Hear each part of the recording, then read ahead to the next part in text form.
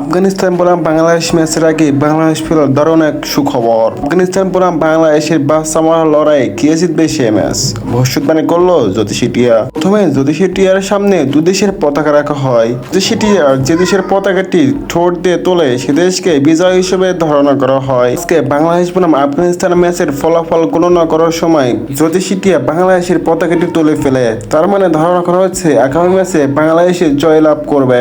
বাংলাদেশ এবং আফগানিস্তান দু দলের কাছে যেন এটা বাঁচানোর একটা ম্যাচ, কারণ এই ম্যাচের মাধ্যমে তারা সেমিফাইনালে খেলার সুযোগ পাবে। তাই কোনো দল কাউকেই ছাড় দিয়ে কথা বলবে না। যদিও বাংলাদেশের থেকে আফগানিস্তান সব দিক দিয়ে এগিয়ে রয়েছে, বাংলাদেশ কি সত্যি আফগানিস্তানের সাথে ম্যাচটি জিতে তাদের স্বপ্ন পূরণ করতে পারবে এবং জ্যোতিষী টিয়ার গণনা কি সত্যি সত্যি হতে যাচ্ছে? প্রিয় দর্শক, আপনার কি মনে হয়? অবশ্যই আপনার মতামতটি কমেন্ট বক্সে জানিয়ে যাবেন এবং খেলার সকল ধরনের আপডেট পেতে আমাদের চ্যানেলকে সাবস্ক্রাইব করে পাশে থাকবেন। ধন্যবাদ সবাইকে।